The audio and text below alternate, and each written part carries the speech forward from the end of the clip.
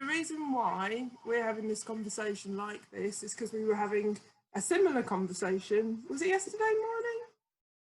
Yeah, on our virtual. Well, it's not a virtual walk because we do walk. Just that you're walking in Liverpool and I'm walking in Moseley in Birmingham. Yes, technology. Yeah, there were some things that we were talking about. I think I would just to recap. We were talking, or I was talking rather, about my nervousness about creating something for this event. Mm-hmm. We started to have a conversation that suddenly felt like it was the content I was trying to create. Yeah.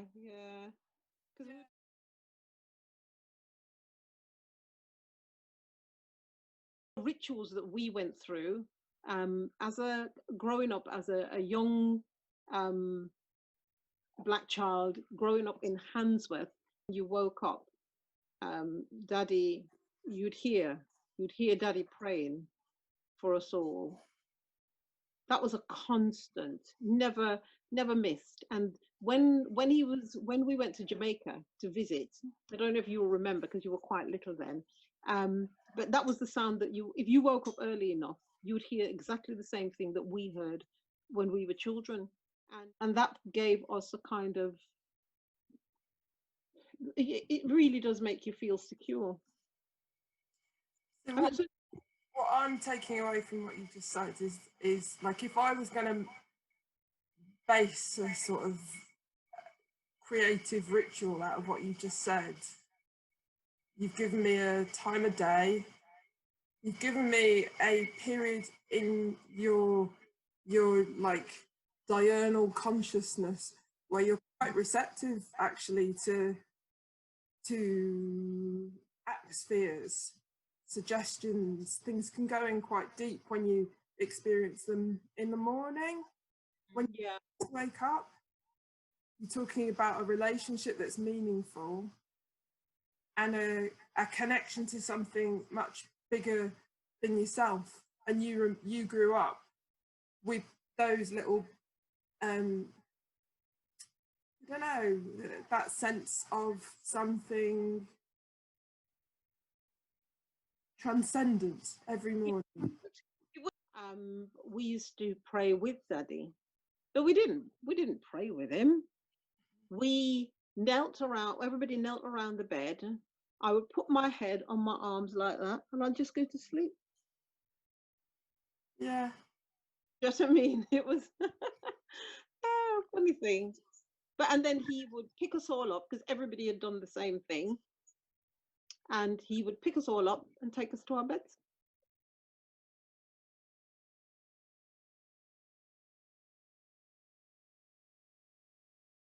I knew that every Saturday we would drink soup.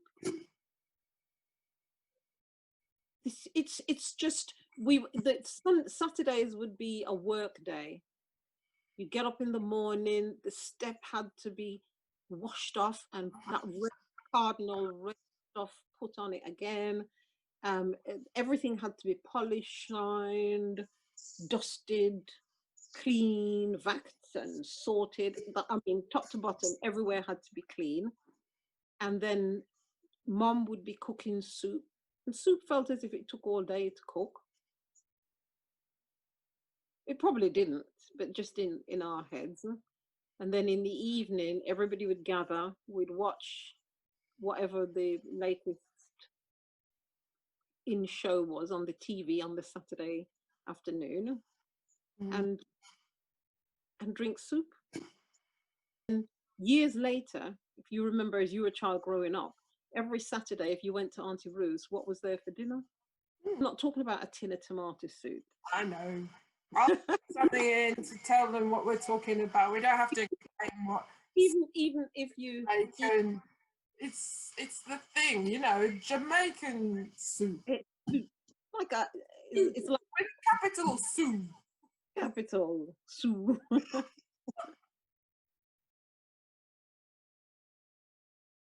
When we were younger, the best entertainment was listening to my mom telling stories. of Jamaica, the best. So much so that the very first time that we went to Jamaica, I don't know if you'll remember, you'd been really, really poorly, and we went to Jamaica, and you were only small. You'd just got over, what was it that you had? Guillain-Barré syndrome. Do you remember? This time, I remember Daddy and Denise and Jasmine had gone back out, and I'd never been out there.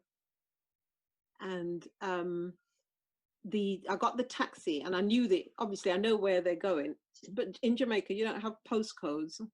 There's no stab at that time. So we got to a place that they call Crossroads, and because of the stories my mom told, she was so descriptive, I knew where the taxi should go. Yeah. At the crossroads, then you go down by the shop, you go down a buys, and then it was just, I found the place by old stories. Can you believe it? Yeah. And the same when we were out there and we went across Jamaica from where we are in St. Catherine across to Dunn's River. As soon as I got to Flatbridge, I recognized it straight away, because as soon as I got to I'd recognize places because her storytelling was very, very vivid. Yeah. Very, very vivid. There's the thing in the Handless project of the walk. That had a flavour of that for me, because we'd heard so many stories about places. Yes. Do you know, in the stories, you know what I loved about that was when we were there and we were in the cathedral and we were looking at that map, and there were all these places on it and so on, all these little tags and so on. And then when we went for the walk, I like walking. Auntie Ruth was there, Mike was there. We love walking. We're walking people. It was just, it took on a completely different kind of texture. Yeah. Because it was part of the project. Yeah. Because it wasn't just it wasn't a walk. It was a revelation. I found it was like revelation. We went to certain places, and because during it as well, we were talking about the different areas, what happened in that area. We stopped, we lit candles, we talked about the person who shared their story with you about what happened to them here. You know, we went to the cemetery where that asylum seeker had got lost in the cemetery, and it was getting late when she was just looking for a shortcut to the supermarket. Do you remember that? Yeah. All of those everything just became very, very real and very, very vivid. The people, the Handless project, lots of people were involved in the project, and people came. Nobody comes as a kind of empty vessel for you to present something to them, and you pour that into them, and then they take it exactly the same as, you know, like we're all a row of empty vessels, and you fill us with the experience of the Handless project, and everybody experiences it the same.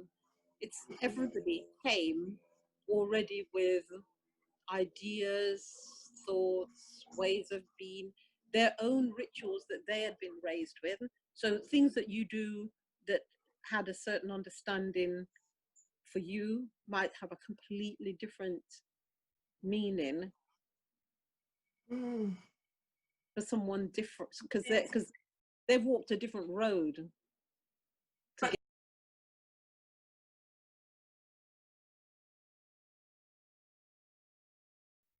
And that's again some Aboriginal thoughts. The idea that you cannot understand you can't understand what's going on unless you speak to everybody. Take the time and you really listen, because everybody's got a piece of the puzzle. Yeah. no one voice is more important than another. Yeah, I mean, we here, we're listening isn't something that we're hugely skilled at anymore, I don't think. I mean, there are still, not saying nobody's listening, but listening, you even when you watch people who are supposed to be interacting in some kind of discussion, and you their faces, they're planning their response before the other person has even finished their statement. They don't give any thought to what they've just heard, and yet they're responding already. What does that mean? You know, I think when I see politicians in discussion shows, there's not one of them that's ever, I've never heard one of them say, could you come back to me because I need to think about that.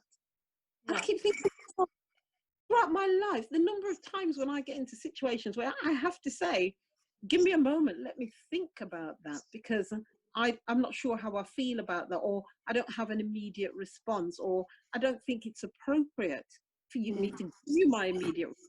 You might not like it. You know, the number of times when I've looked at them and I've thought, nobody's going to hang you if you ask for time to think. Do you know what I mean? It's the medium becomes the important thing. I'm talking about as you go through life. You go through life and you meet new people and they ask you what you do, or where'd you come from, and they ask you some question, but before you've answered the question, they're on with their next question or statement, and there's never, it's almost as if we don't really stop and listen to what the person said, think about it, and then respond. I think we should all be given 10 seconds, that when somebody asks you a question, everybody should need to wait 10 seconds before they respond. It can make things take a little bit longer. Can I say something? Yeah. Provocative? I think we don't give each other time to speak. No, we don't. In our family. Not in our family, you and me. Oh, no. That's our family as well. Yeah, because we are, half the time, I am so, what's the word for it? I'm so sure I know what you're thinking and what you're gonna say anyway.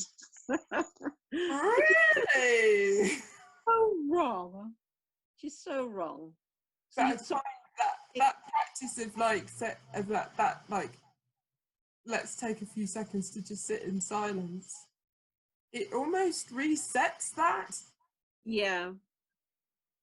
So otherwise you feel like you just like the conversation becomes like two rocks tumbling down a hill, you know, whereas really sitting and kind of contemplating one another, maybe other thoughts would come up.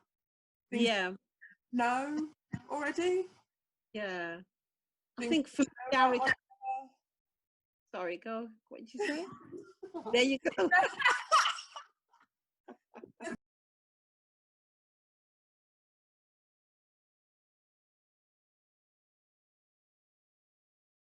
Any final thoughts? Thinking back to the theme of the whole. You know, I think that what's wrong with this world at the moment is when people are looking at problems, we concentrate so hard on just stopping it in the quickest way that we can, without investment, without thought for the long term, that we just keep making the same mistakes over and over again. Do you know what I mean? Like we're on one of those loops that just go round and round and round. And I don't know that there's the will for them ever to do anything different, which saddens me. My perspective on that is that that's something that art does very well. It tries to break the wheel or change the wheel or look at it from upside down or roll it down a hill to say, well, actually something else is possible. And it gives people experiences that show that something else is possible. Yeah. Like things like, you know, Well, that's what I try and do anyway. It's about exploring possibilities, but in a way that you feel it rather than know it. Because we can disregard things we think. We can disregard facts we hear because we're not making our decisions. Our gut feelings don't come from the ideas we have. They come from the sensations we have, the feeling of what happens.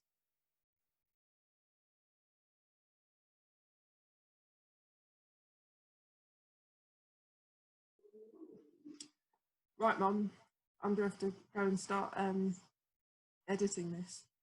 Yeah. Cut out all the things that I've said that are just nonsense. And when I've been You never say nonsense. You never say nonsense. And from this, what we need now is our 10 seconds. Let's do it now then. 10 seconds. Do you want me to set a timer? I'll set a timer. It's always better because then it stops us worrying about how long things are taking. We're counting to 10. Depend on me being able to find the timer on. Okay, it'll be in here.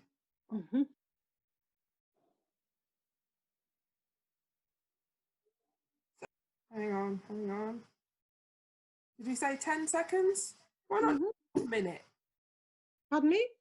Why not do a whole minute? 60 whole seconds. 60 seconds? Ooh.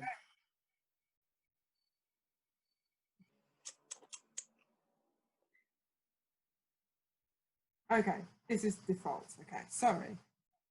Okay, start again. Cut that bit out. How long is it now? About 10 minutes? Okay. Here we go. Ready? Go.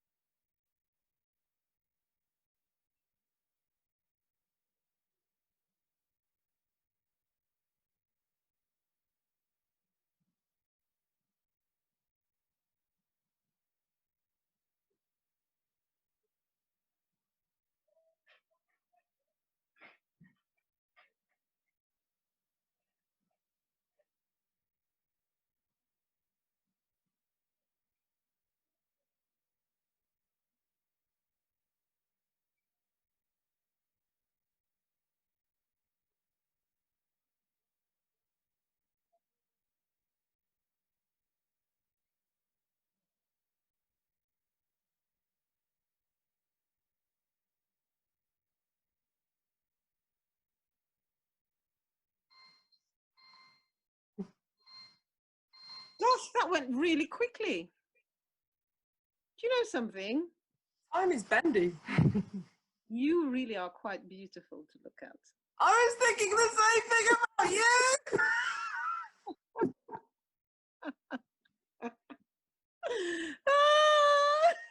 Oh, she's really lovely, that woman.